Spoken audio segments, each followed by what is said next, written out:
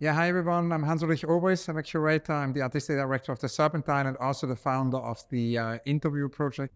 Hi, I'm Matt Hall, one of the co-founders of Larva Labs and co-creators of CryptoPunks, amongst many other things, but that's probably our most well-known one.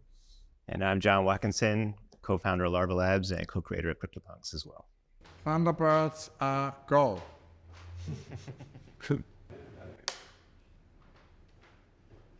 Yeah, we just had a long conversation here in New York City, John and Matt, about CryptoPunks, about the history, but also actually about the beginnings, about gaming, about video games. And last year, for the first time, more than 3 billion people in the world played video games. So that's more than a third of the world population. And it was fascinating to hear how really everything you do grew out of your involvement with video games. Yeah, I think that's partly what's been so interesting to us, seeing it as an interactive piece. Like it was conceived as something, but then became what it is now through people interacting with it, which is, kind of a video game in a sense, certainly how we see things. Yeah, and I think, it'll be cool in the book that talk of like the earliest days, like as kids getting into video games and just seeing how that culture, is what drove really kind of our, not just us, but the whole, I think, collector generation, that's what sort of was the cultural sort of moment that kind of led to CryptoPunks and crypto art in general, and you just even the appreciation that there is for digital art now and what that means to people all kind of grows out of that sort of Gen X video game culture. The conversation also had a lot to do with actually your beginnings in terms of the CryptoPunk project being inspired by printed matter. It started kind of in Canada with little cards of hockey players.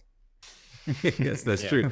Yeah, and collecting things and that feeling you get from collecting things, from completing a set, from finding one that's rare, but then also with our hockey cards, specific example, finding out later that you thought they were worth so much money, and then they had printed a whole bunch of them, and you didn't know that. And so how can there be a way in which that can't happen? That how many hockey cards there are, or whatever. Yeah, the analogy is. Yeah. But yeah, definitely it grew out of that sort of collector culture, and even just seeing the next generation, seeing our nieces and nephews when they collecting things, whether cards or toys, and it kind of rekindled in us our joy of collecting, especially as kids. So that was definitely a driving force to the creation of the project. We spoke also about rules of the game, no, and I was very curious in terms of, the blockchain, what role instructions plays there. And you mentioned that actually Solovit, who of course as an artist wrote a lot of instructions, was an inspiration. So it could be great, I think, to hear a little bit more about that. And also kind of about the instructions, because you obviously fed these instructions into the generator. Chance played then a big role, but it is an instruction piece in a way. Yeah, it's a generative art piece in that way, in which there are chances and probabilities, and we set sort of the initial conditions but didn't know what the result would be. So there's rules to the generator, there's rules to what's on the blockchain about how people can own them, what it means to own it, what are the rules for selling, for buying, for transferring. So it's really like a couple different sets of rules that sort of interact in that way. Which is, I think, what makes it interesting when people do start interacting with it. That's when we see sort of what people find valuable, what traits they like, what, they can express that through, any number of ways. And it was fun, to dig in on the generator. I think we really went into detail on the generator, I think, more than we have whenever we've talked about it in the past. I think we went into more detail this time than ever before. Yeah. What's the role of chance? Is it chance or control chance? Yeah, controlled chance, but yeah, certainly there was chance. And yeah, I think we had mentioned that we had run the generator so many times and then adjusted probabilities and, and exclusions, if this trait appears and this one can't because they don't work together or whatever. And then once we ran it that final time, we were just in such a routine of running it, we didn't even look at it. We just published it. So even we didn't know what was going to be there.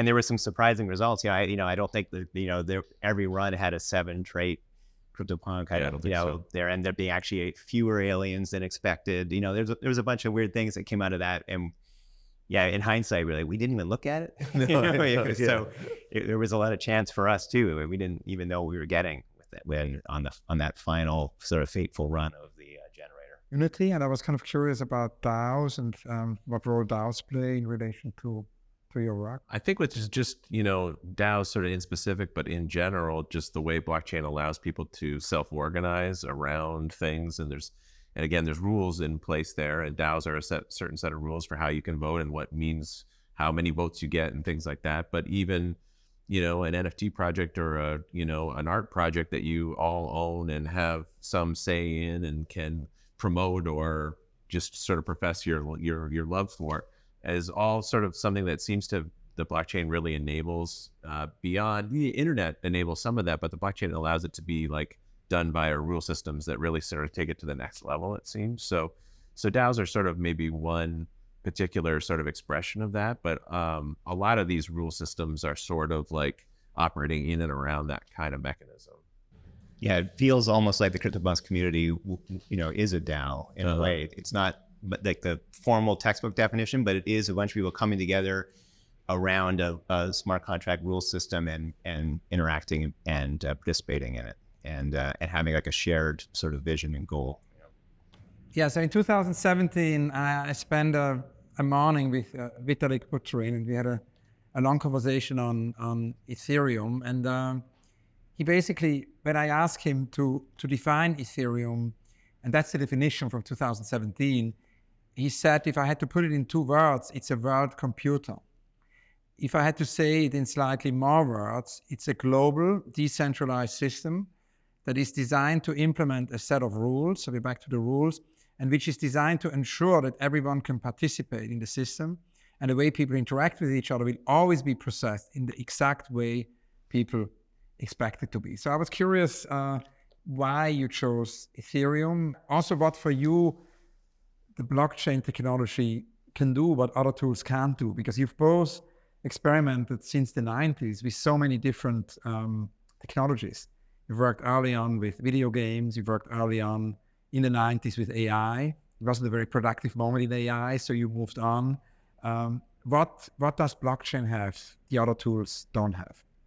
Yeah, and really we were looking for a solution, right? We were really interested in digital collectibles, but we just didn't feel like that could be strong enough. If you just had an app, for example, if we had made an app and that app allowed you to own something and you could, do all the trading and everything, but just the app told you what you owned, that just didn't feel like enough. And so we had even put the whole idea on hold for a while, and until Ethereum came along, right? And once, once we came upon Ethereum and it just clicked. That's like, this is the environment, this world, as he says, this world computer it's as if everyone has a single computer that tracks who owns what and everything. There's no question of authority of who owns what. It also is this long living thing. It's uncorruptible. After we make the project, we can just, it can just operate on its own. We no longer have control. We can't say, oh, we're going to make more CryptoPunks, or we're going to give your CryptoPunk to that person. There's just something really clicked and felt right about that decentralized solution, and the programmability of Ethereum was perfect. So really, it was our search for a solution that led us to Ethereum. I think it's a weird, like that's maybe even a tension in blockchain itself. Like there's sort of an anarchy to it where anybody can run a node, anybody can verify transaction, anyone can submit a transaction, start an app, do whatever. But the rules are immutable and inviolable. Like you have to follow them once they're set out in place, and everybody is, working to validate that. So in some sense, it's permissionless, do whatever you want. But then once you've sort of set out the rules of the game, you have to follow it. So I think that's sort of appealing to us, at least. Like we wanted to operate in a world like that where you didn't have to submit something to an app store. You just could put it online and it could be part of this whole world. Yeah, and especially in 2017 when we came to crypto and started to really delve into it, that felt like the culture. It was very definitely a counterculture of people trying to break out of the system, build their own systems, their own very DIY process. Yeah, I want to run my own node. I want to manage my own finances, and I want to create a new way of interacting with the world. And for me, that is the essence of punk that inspired us to call it CryptoPunk. Yeah. So one of the things we also discussed is basically the idea that when a mistake happens, it's then impossible to kind of edit it. You talked about the mistake at the beginning with V1, which then forced you to do V2, and that made us think in a way, and made me think that it's actually more like a book, because in a book, if a mistake occurs, one suddenly realizes there is a typo or there is a page missing once the book is printed. So it's actually more. It made me think that it's more like a book than a website. Yeah, and I think I agree. I think it's more like it's not a lot like a book, but it's probably more like a book than a website. There's basically no other software like this. Where you publish it and it's just out in the world and you can't touch it, you can't change it anymore. That is a complete. We were saying the only maybe remotely similar thing was the Apollo moon missions. Where it's like, all right, the thing's on the moon, we can't change it anymore. Whatever it's going to do, it's going to do. Like maybe that software was similar in terms of that you had to just hope it worked, but yeah, so it was, it was a really rapid education in writing software for blockchain, where you have to get it right. You have to have a completely paranoid mindset, which is probably the similar mindset when they're doing the final edits or test prints of a book, where it's like, you have to be completely sure that everything's right, because you're not going to get another chance. Yeah, it's a kind of an interesting illustration too of what digital permanence is, because you say that and you think, yeah, okay, fine, but then it has downsides to it. It has it brings certain unpleasant realities to it. Like, it's interesting for art because that's the property we want. We want it to live forever, but then if there's a mistake, well, now the mistake lives forever. So it has these properties we don't know how to replicate another way. So they're really interesting, but it has these downsides too that are really difficult to mitigate. But it's still sort of worth it overall. Like that digital permanence is so key, and that decentralization that, I wouldn't want to change it. There are ways of adding hooks in if you wanted to say, oh, this contract can be upgraded by this address has the rights to make a new one, and but we would never do that. Most projects, don't want that. That's so it's challenging. It's a real trip to try to write that kind of software, but it's so worth it. It's worth the result. Thank you so much for this long conversation. Yeah, that's great. Yeah, and thanks for the insightful questions. Yeah, we really enjoyed it.